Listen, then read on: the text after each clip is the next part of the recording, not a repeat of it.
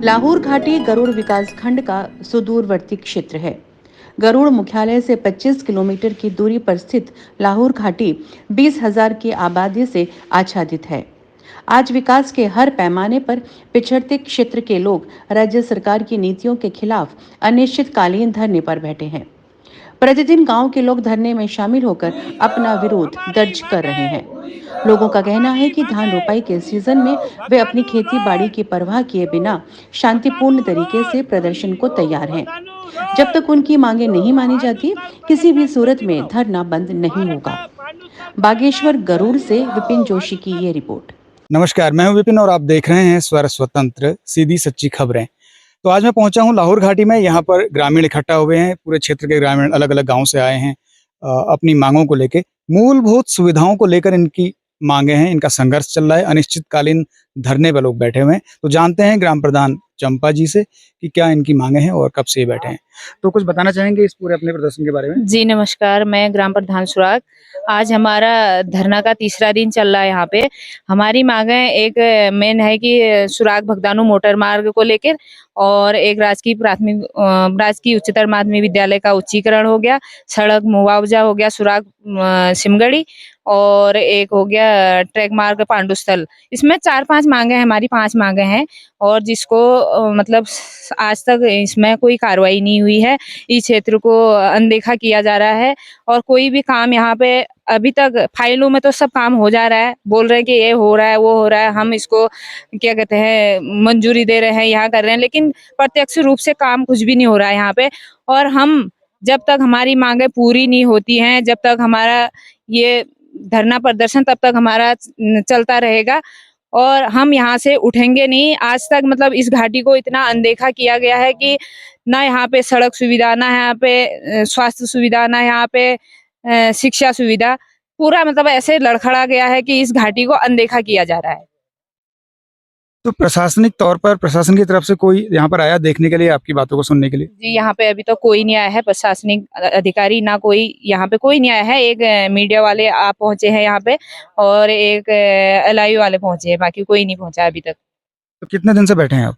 हम आज तीसरा दिन है हमारा। आप किन मांगों को लेकर यहाँ बैठे हैं मुख्य रूप से? मैं देख रहा था पोस्टर में कि पांडुस्थल के बारे में भी आपने लिखा था उसमें। जी। क्या सोच रहे हैं? जी देखिए, हमारी प्रमुख रूप से 5 मांगे हैं लाहौर घाटी को क्षेत्रीय समस्याओं को लेकर, जिसमें कि हमारी प्रथम मांग है आपका सुराग भगदानू मोटर मार्ग, जो कि वर्षों से हमारी इस पे कार्रवाई चल रही है, लेकिन अभी शासन और प्रशासन किसी ने इस पे कोई ध्यान नहीं दिया है, और हमारे घाटी की वैसे शुरू से ही उपेक्षा की जा रही है। और वैसे सेकंड मांग हमारी है कि आपका उच्चतर माध्यमिक विद्यालय जखेड़ा का उच्चीकरण, क्योंकि यहाँ पर हमारे बच्चे जो हैं 15-15 किलोमीटर से दूराई क्षेत्रों से आते हैं, और यहाँ पर एकमात्र इंटर कॉलेज राष्ट्रीय इंटर कॉलेज सलानी है, जो कि हमारे यहाँ से 15 किलोमीटर की दूरी पर स्थित है। वो यहाँ पर देख रहा हूँ कि यहाँ की भौगोलिक स्थिति बहुत ज़्यादा खराब है। एक पिछड़ा क्षेत्र, उससे पिछड़ा क्षेत्र यहाँ पे उन्होंने बना दिया है। अभी जो इस संबंध में मेरी जो ये जे साहब है वर्मा जी, इनसे बात हुई, वो कह रहे हमारी जो ये सड़क है भगदानू वाली, इसमें वन विभाग में अड़चना आ रही है, रोग लग रही है। वो कह रहे हमने कि इसमें पेड़ ज़्यादा है ना, तो हमने दोबारा रिप्लाई किया कि पेड़ ज़्यादा है जो कम हो, इसकी सर्वे दोबारा करी जाए। सर्वे दोबारा करके भी भेज दिया हमने विभाग को, फॉरेस्ट को दे दिए, अब उसमें भी स्वीकृति नहीं मिली है। उनका ये कहना है। देखिए, बहुत सीमावर्ती क्षेत्र है। मैं इसको मानता हूँ कि एकदम हिमालय की तलहटी पर है, तो कहीं ना कहीं यहाँ के लोग जो यहाँ रह रहे हैं, ये हमारी सीमा के प्रहरी भी हैं। और ये जो क्षेत्र है लाहौर घाटी, अभी इस आधुनिक युग में संचार साधनों से वंचित है, शिक्षा के संसाधनों से वंचित है, हॉस्पिटल स्वास्थ्य जैसी कोई सुविधा यहाँ पर है नहीं। जब कोई भी ग्रामीण अगर बीमार भी होता है तो उसको 22-24 किलोमीटर दूर जाना पड़ता है। और सड़कों की हालत ऐसी है कि जो अभी सावन लगते ही सारा सड़क आप देखेंगे टूट-फूट होते रहती है। नमस्कार, मैं लक्ष्मण आर्या, मैं जिला उपाध्यक्ष कांग्रेस कमेटी बागेश्वर। मैं यही कहना चाहूँगा कि हमारा जो दुरुस्त क्षेत्र लाहौर घाटी है, यहाँ जितनी ये रोड की जितनी दिक्कतें हो रही हैं, क्योंकि हमने पहले भी कई बार, जब मैं पूर्व में ब्लॉक अध्यक्ष रहा उस समय भी मैंने ये मांगे कई बार उठाई कि यहाँ की रोडों की समस्याएं रखी, स्वास्थ्य संबंधी समस्याएं रखी, और जो शिक्षा का है, यहाँ से बच्चों का शिक्षा के लिए जो यहाँ से सैलानी पहुंच जाते हैं, मतलब 8, 10, 12, 15 किलोमीटर तकरीबन पैदल चलते हैं, उसकी समस्याएं रखी। और ये भगदानू मोटर मार्ग के लिए तो हमने कई बार यहाँ से न्यूज के माध्यम से, पत्रकारों के माध्यम से और मीडिया के माध्यम से, अखबारों के माध्यम से भी हमने ये बात रखी कि भगदानू मोटर मार्ग अति आवश्यकी है, क्योंकि कई घटनाएं इस उसमें हो गई हैं कि यहाँ मोटर गाड़ी नहीं होने की वजह से, क्योंकि कई बार रात को हमारी महिलाएं जो प्रसव वाली होती है, उनको ले जाने के लिए जितनी दिक्कतें होती है, डोली में लाते लाते मतलब हॉस्पिटल पहुंचाने तक जो है कई बार दुर्घटनाएं हो चुकी हैं। ये समस्याएं भी हमने रखी यहाँ के लिए। पिछले चुनावी समर में, चुनाव के समय में भारतीय जनता पार्टी के हमारे सांसद जी थे, उन्होंने इन लोगों को आश्वासन दिया कि हम अगले 6 महीने में जो है यहाँ रोड पहुंचाएंगे, मगर वो एक खाली दिखावा था, छलावा था उनका कि ये लोग हमको वोट देंगे। वोट उन लोगों ने वोट लिया, वोट लेने के बाद इन लोगों को भूल गए हैं। तो हम प्रशासन को जगाने के लिए जो यहाँ के लोगों ने ये अलग जगह रखी है कि यहाँ पर बैठे हुए हैं धरने पर, हम लोग इनका दिल जान से, मतलब अपनी तन मन धन से जो भी होगी, हम इनका साथ दे रहे हैं। मैं इनका समर्थन करने अपनी पूरी टीम के साथ यहाँ पर पहुंचा हूँ।